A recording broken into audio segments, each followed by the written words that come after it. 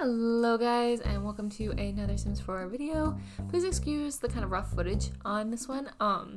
This one suffered from a total and complete meltdown of my computer in the middle of the build, but I really like how it turned out, so I've kind of tried to splice it together as nicely as possible. Also, our favorite architect is in the room here with me. Watson is sitting in my lap, and he's quite unhappy because I had to turn the space heater off to record because you could hear it. So there's a little bit of mutiny happening. I have some critters who are very displeased with the comfort of the room. So we're building sort of a regal drawing room today, and it ended up being purple. I didn't intend for it to be purple, but I like that it turned out purple, and it's huge. It's definitely very Downton Abbey inspired.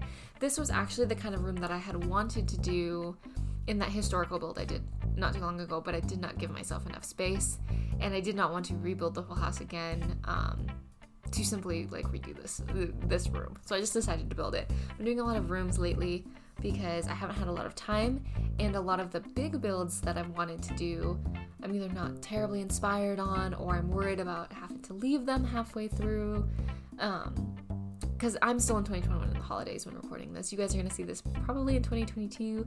Happy New Year. I hope it's going great. I hope to God it's better than 2021.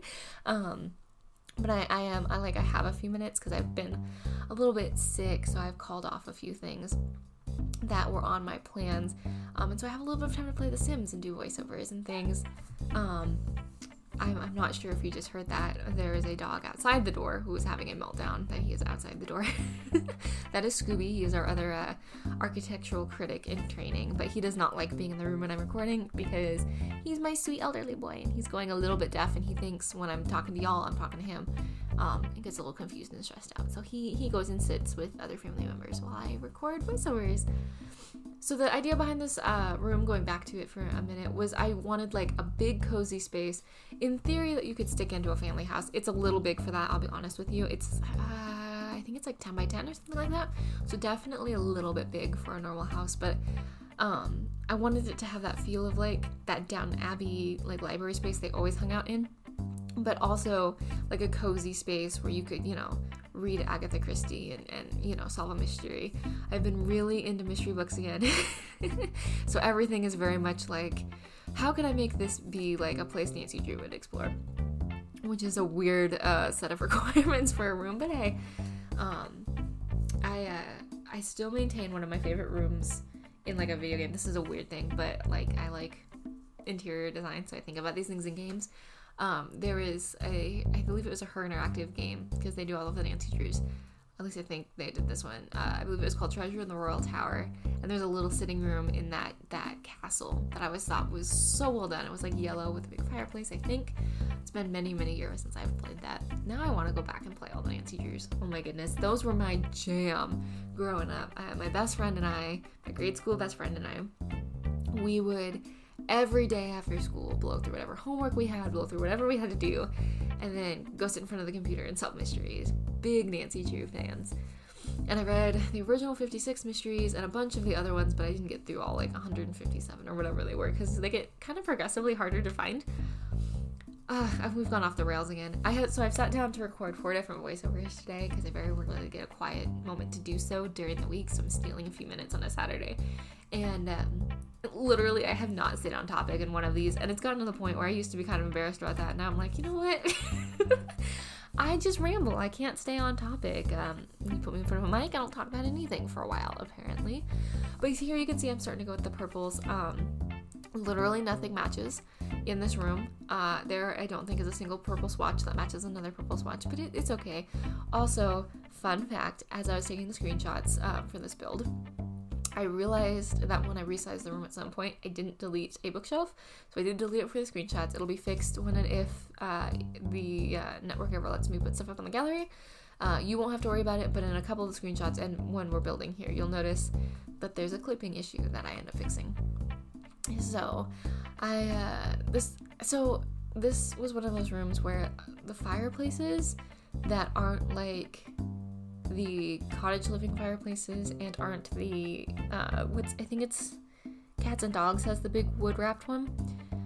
they're really nice fireplaces. Like, that is an objectively, like, nice fireplace, especially for a room like this. But why is it in weird colors? What is with this watches? Why is that such a difficult thing? Oh my goodness. Oh my goodness. Because now I have a big old green fireplace in my purple drawing room, which is okay. I mean, luckily they kind of, it draws some colors out from other places, and I tried to put some sort of greeny tealy swatches elsewhere, but like, dang. You know? Oh my goodness. Oh my goodness. Also, I just like didn't put a floor in for the longest time in this build. This was one of those where I was like, the wallpapers and floors they'll come in together. But I do love this room. But yeah, it was kind of a weird one to build, and it's one of those that did not turn out how it was in my head, but like it turned out almost better in some ways. It is huge though, I will admit. It is definitely kind of big. I love those couches. Those are cottage living couches. And I don't get to use them very often because they're very cute. I don't think they fit the aesthetic of the pack personally. I'm not complaining about them. I'm very, very glad we got them. But they're kind of weird to me because everything else is very like small and dainty and cottagey and grandma stuff. And then this very much feels like kind of a mansion couch. Maybe that's just me, but they worked really well in this room, so I was really excited about them. And they're kind of a pinky color here. So again, none of the purples match, but it's cool. It's okay. So this was also one of the builds where you might notice the video changing a little bit. There's a couple of them that do that. I don't know. Maybe they go up in the next batch. I kind of record in batches and then do voiceovers in batches and then upload in batches because that's unfortunately the way my schedule gets to work. But there is a batch where like the aspect ratio on videos changes all over the place, and I thought this was one of them. I'm not seeing it too bad, so maybe this isn't.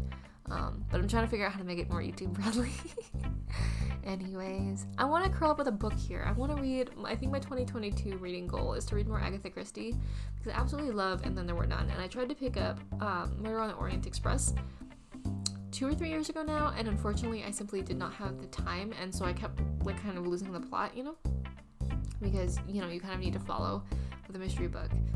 But I have a little bit more reading time now, and so I really want to devote time to that. So here are the screenshots. I absolutely love this build. See if you can spot where the clipping bookshelf is, because it's in some of the screenshots and not in others. But I'm going to let you go here because I've been rambling now for a solid 7.5 minutes, and I will talk to y'all very, very soon.